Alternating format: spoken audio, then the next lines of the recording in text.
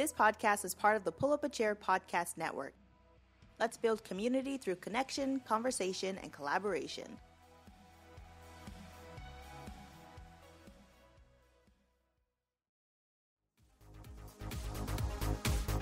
I never wanna get used to the sound you whispering in my ear. Cringe With Me brings you all the best cringy, funny, and relatable content you could ask for. From the best of Reddit to the most outrageous advice columns, Ryan and V have a grand story to tell you. Check us out every Wednesday, your favorite podcast directory, and by the end, you'll cringe with me. Alright, audience. You know what's coming. An apology. Oh, is that what's coming? Yes. So, last week's episode did not come out on time. No, it did not. And that is because we've talked about it before. We occasionally batch record episodes so we can have a life outside of the girl dungeon, which is now the bungeon, which is why I have Ryan alone here in my bedroom. Yep. Yeah, no other reasons whatsoever. So, we recorded the first 2 episodes for December together, right? I go in to edit them, and episode number 1 had been overwritten by episode number 2 because of an Adobe update. A tragedy had befallen us, and so all of December's upload schedule has now been tweaked. So you're getting today's episode, you're getting next week's episode, which we recorded last week, so if there's any weird discrepancies in what we're talking about, that is why. Yeah, there may be a continuum error or two, but we're going to try to keep it clean. We will attempt that. And then episode number 3 will be the week following that, and then will be the new year and the new season. Yes. Once again, we apologize. Yeah, these things happen. Normally, we record enough in advance that we can catch it and do something about it, but in this case, we were running a little behind on our recording schedule, and a combination of other things, including my birthday, kind of threw things a little off. So, yep, here we are. We're going to re-record episode 1 now. Yeah. And please enjoy.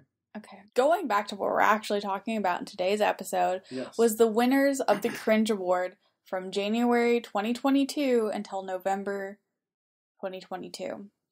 And as we discovered, Ryan curb stomped me in a couple ways. We technically both won an even number of them, but that's because March had 2 winners and both of them were me, which is the only thing that saved my butt.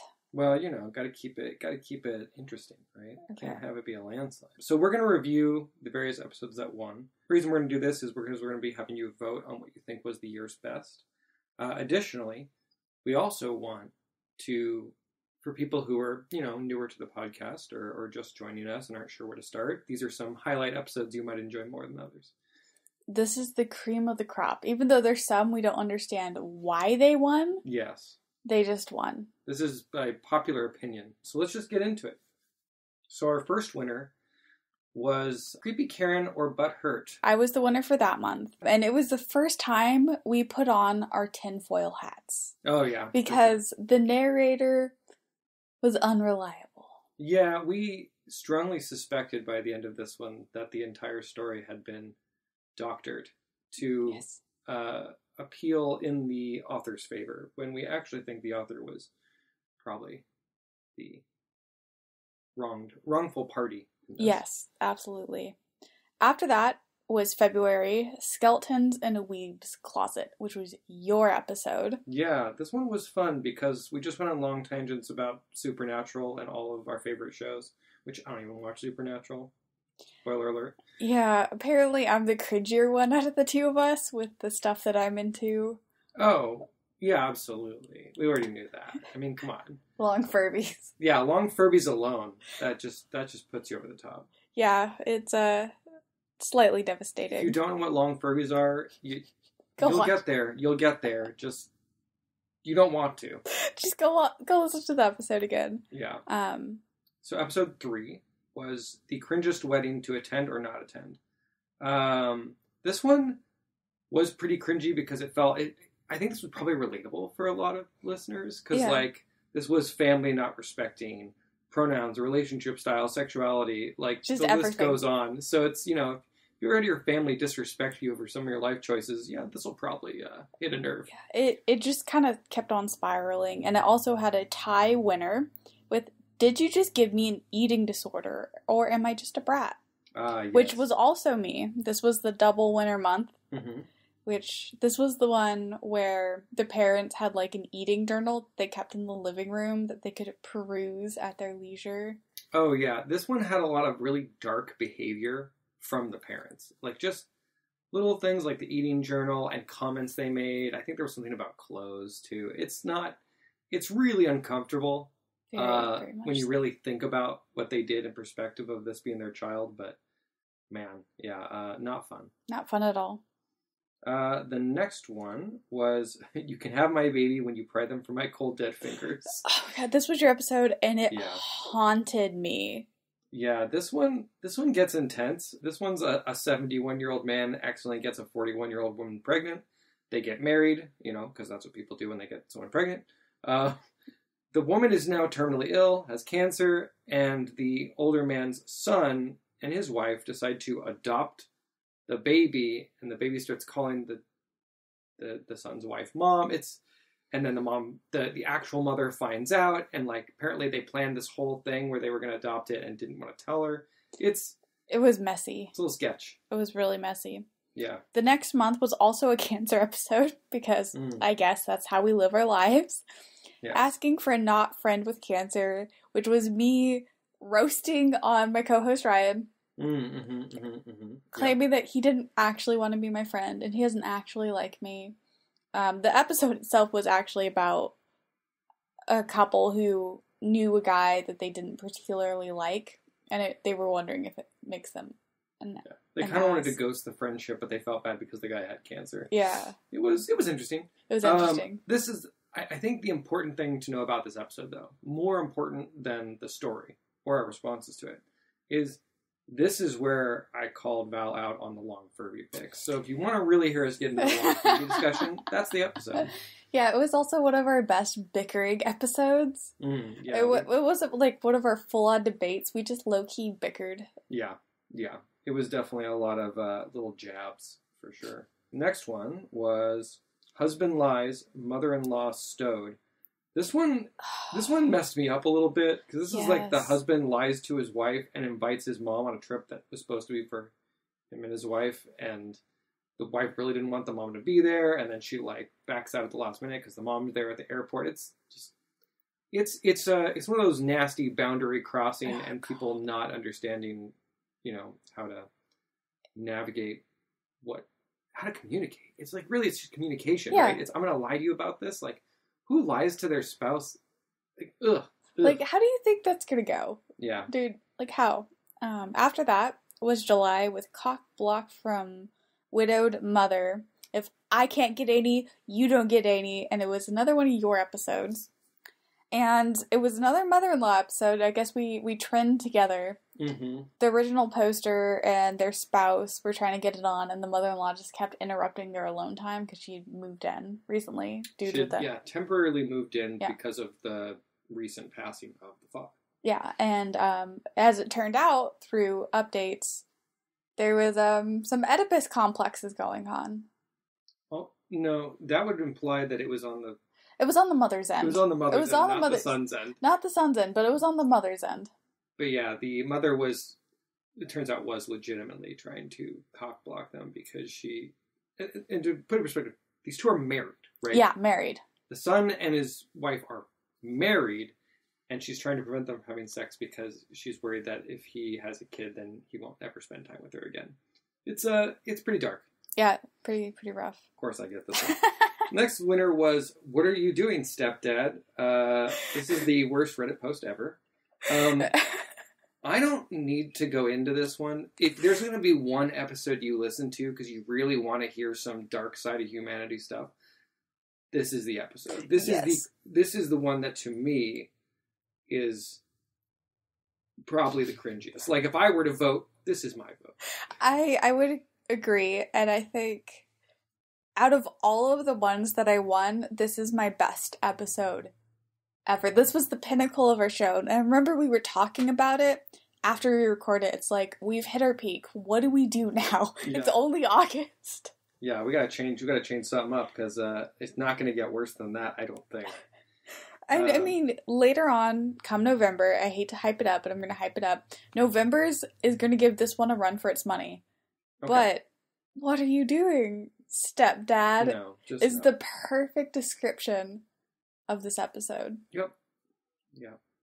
Alright. What Do You Do with a Tampon When I'm Not Looking was one of my episodes, and it was about a guy who was jealous of his girlfriend using tampons and didn't want her to do it in the house. Yeah. Like, what does he think that she's doing with these tampons? This is another, we had to tinfoil hat this one a little bit, because there was no clear explanation of why he didn't like them. We suspect that it may be that he assumed she was getting some kind of sexual pleasure from having a tampon, so this guy needs to go back to 6th grade health class. But yeah, it was it was a pretty bad one. It was a fairly bad one. It's one of those things where I forget I was lucky enough in some ways to be raised in a house of all women, right? I had my mom and my sister for most of my life growing up, and no one else consistently there. A lot of people in and out, but no one else consistently.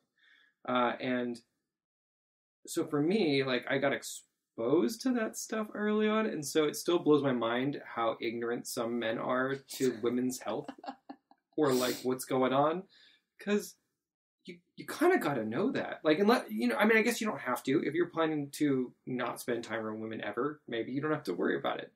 But, like, if you're going to live with women, you kind of got to know. So anybody who's not living in a male utopian compound should know? Yeah. Okay. I think. Okay. I think it's Granted. beneficial. Granted. Okay. After that, we're on to October. Yes. Cheating. A Vicious Cycle, which was another one of yours, and it was about a woman whose husband cheated and they separated, and then she went on to be the other woman in a different relationship, and it was all written from the parents' perspective, like, oh my god, what did we do to our daughter? What did we do? It was an Ask Amy article, which it's always good when we do an advice article, because it's like, we get other person's perspective, Yeah. and she was funny.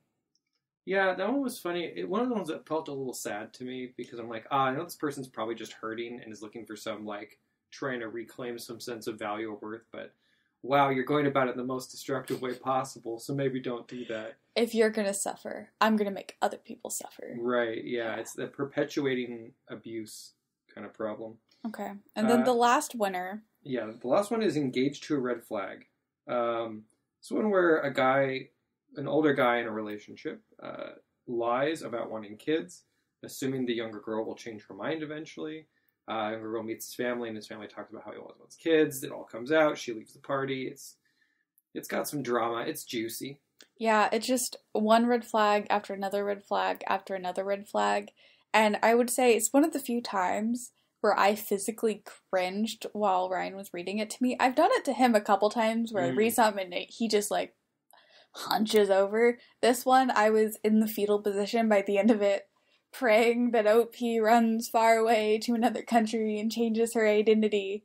Oh, yeah. It was intense. It was bad. It was intense. It was also bad because I think that was one I related to on a personal level, because I had been in a relationship where someone had done something similar to me. They just assumed I would change my mind eventually, and I'm like, this is maybe an unreconcilable difference we should have conversations about. No, you'll just change your mind eventually. That's not how this works. No, it's not how it works. So yeah. Well, that's all the winners of 2022. Yeah, and then next week's episode is about... The next week's episode is about all of our honorable mentions. Yes. Honorable mentions are the episodes that did not win, but that we think are important to recognize as potential winners. And remember them. Even though there's a couple in there that we completely forgot about. In the honorable mentions? Yes, that until we went back and listened to them. Oh, yeah. So going through all of our episodes to figure out what ones we thought were really good, there were a couple that we had forgot existed. But we're good. We've been doing this for a year, so, it makes sense. Hopefully we'll get better at it.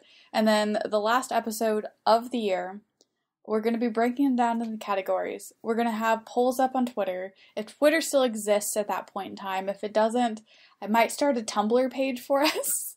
Well, Twitter doesn't exist anymore. Merry Christmas to us, really. Right. I don't need Twitter. There's Instagram. I can't do Facebook, guys. I'm sorry. That's okay. But everyone's migrating away from Facebook. I just use it for the Messenger now. Yeah, same here. Same here. Keep an eye out for those polls because it's going to be up to you who actually wins the cringiest award. Yes. We need to know. Yeah, there will be a overall winner for 2022 out of the ones that won each month. There's going to be a winner among the honorable mentions and a few other categories which we'll talk about in our third episode this month. So we'll see you next week, guys, even though next week was last week. Yes, next week was last week. Wow, time travel. Time travel. All right, guys. Bye. Goodbye. Connect with us. Follow us on social media. Twitter, Facebook, YouTube, Instagram, at Cringe With Me. Everything is linked in the description of this podcast. Cringe With Me podcast is a production of Pull Up the Chair Foundation. All opinions in this podcast belong to the host and do not necessarily reflect the views of the Pull Up a Chair podcast network. I never wanna get used to the sound you whispering in my ear.